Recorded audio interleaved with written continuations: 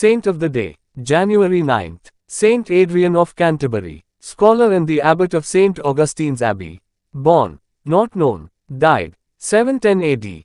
Venerated in Roman Catholic Church. Feast, January 9th. Saint Adrian of Canterbury was a famous scholar and the abbot of St. Augustine's Abbey in Canterbury in the English county of Kent. We all know about men and women who traveled to China and Africa and South Seas islands as missionaries, to bring the word of Christ to these distant lands. But many centuries ago, when the church was still young and hadn't spread to Europe, people would travel from Judea or Egypt to other lands as missionaries. Saint Adrian was born in Africa but ended his days as a missionary to the people of England. Saint Adrian was an abbot of a monastery near Naples, Italy when the Archbishop of Canterbury died in 664. Pope Vitalian asked Adrian to travel to Canterbury as the next archbishop. Adrian was then an abbot of a monastery near Naples. Adrian refused, saying that he was not good enough for the job and suggested that the Pope send Saint Theodore of Tarsus instead. Saint Adrian offered to go to Canterbury as Saint Theodore's assistant. Once they arrived in England, Theodore and Adrian went about teaching the gospel. Most of England was still pagan, and there was much work to be done, to build the Christian church in England. Adrian's job consisted mainly of establishing monasteries and schools. Together, they successfully spread the Christian faith in England so that it soon became a Christian country. Saint Adrian died in the year 710. Saint Adrian's feast day is on the 9th of January. Practiced families. Saint Adrian is less well known than Saint Thomas à Becket, who was martyred on the altar of Canterbury Cathedral, but no less important to the English Catholic Church. Saint Adrian, having rejected the position of Archbishop of Canterbury for himself, accompanied Saint Theodore of Tarsus as an assistant and advisor. When they both reached England, Theodore was confirmed as Archbishop and Adrian took up the position of abbot in the nearby monastery of St. Peter and Paul. As abbot, he had a far-reaching and long-lasting influence, first on the young men in the monastery and then on the development of Christianity in England.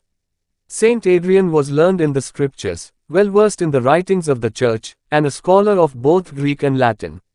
Students flocked to the monastery to learn from the saint, and from there, carried the teaching to the rest of the land.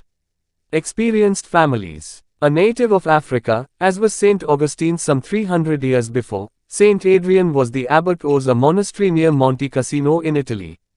Pope Street. Vitalian considered him as the best replacement of St. Deusdedit, the Archbishop of Canterbury.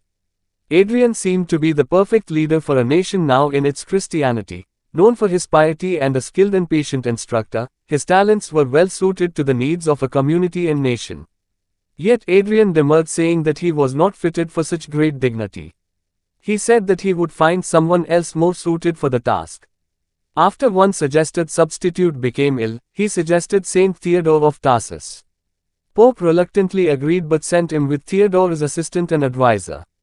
Adrian readily consented to this compromise. It was agreed that Adrian would accompany Theodore to England as his assistant and advisor.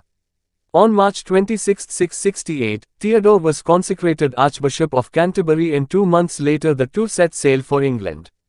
After some adventures in France, when Adrian was arrested by the mayor of Neustria as an agent of the Eastern Emperor, and Theodore had to travel on alone, the two were reunited in England. They were a perfect team. Theodore appointed Adrian abbot of St. Peter and Paul Abbey, afterward called St. Augustine's, at Canterbury.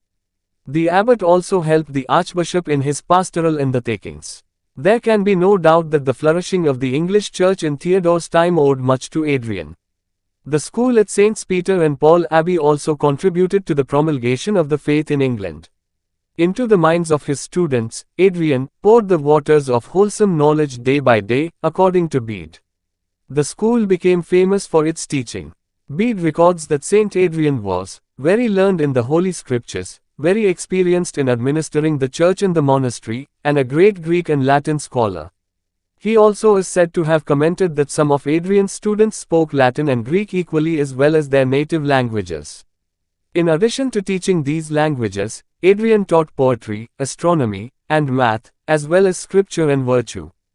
Adrian was known for miracles that helped students in trouble with their masters, and miracles were associated with his tomb in St. Augustine's Church.